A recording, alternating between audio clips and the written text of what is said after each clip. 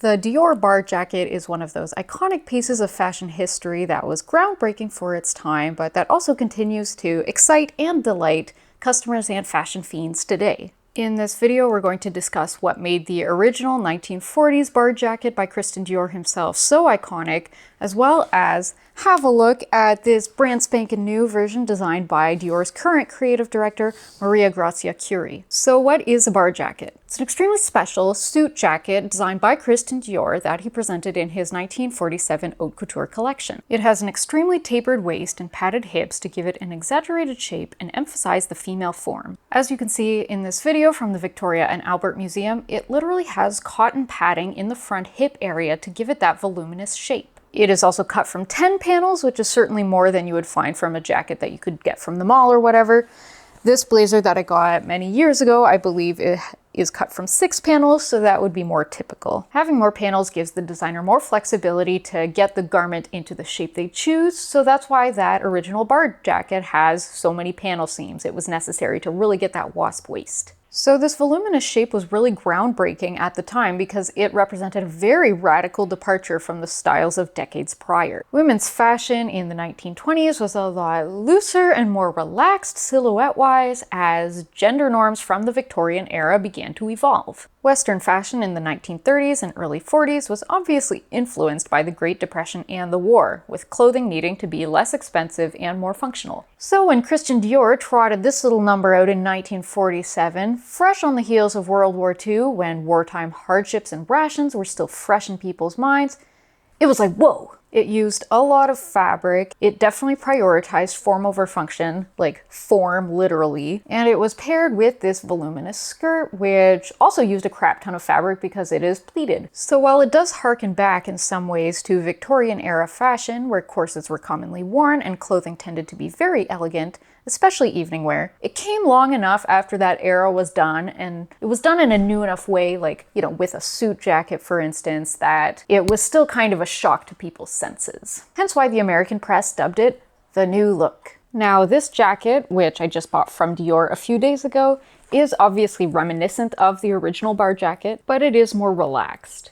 It only has 8 panels instead of 10, and it doesn't cinch in the waist so dramatically. The hip curve is also less exaggerated. They made the hip curve in a very smart way with these pockets that add volume without having to add like a lot of bulky interconstruction. That said, there is some padding added to the hip as well. If I feel down in the middle of the hem, for instance, let me show you that. It's thick material, but there aren't a lot of layers to it. Whereas if I feel the hip area, and it may be difficult to pick that up on camera, it's a lot more substantial. It kind of has this like bounciness to it almost. You can feel that there's something in there. So there is padding at the hip like the original bar jacket, but it's a lot less exaggerated. And you can see in the original bar jacket, which they have in the V&A Museum in London, when the jacket is open and you flip the hem area up, it makes a semicircle or even a 3/4 circle. Whereas when you look at the hem of this jacket, it's not really a circle, it's closer to more of a normal hem shape. Like, it's still not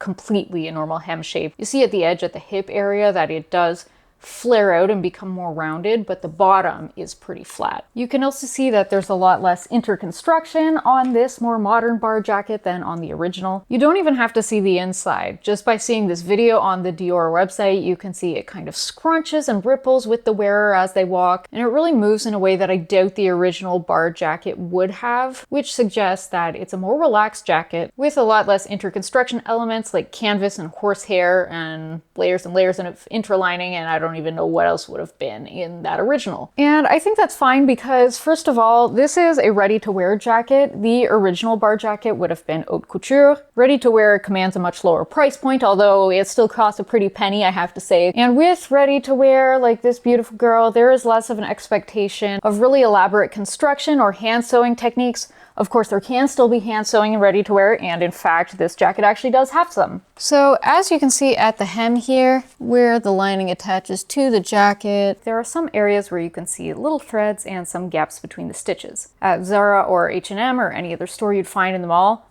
That's a problem. However, you can tell with a luxury item like this is actually the hand sewing. When you look elsewhere on the hem, you don't see those gaps or threads anymore, and the stitching is very tight. This means that when they were machine sewing the lining to the jacket, when the jacket was inside out, they left a hole there so that they could flip it inside out and then nicely hand stitch it closed. In a lower end jacket like this one I have here, they would leave that hole in the sleeve of the lining and then sew it closed by machine, which is a lot less effort than hand sewing. There are other things that I think are really well done with this jacket. The seam allowance, which you can kind of see on the inside since the jacket is a light color, is very nicely pressed. It was clearly cut nicely, it's not jagged on the edge, it's even on both sides, it's an even width.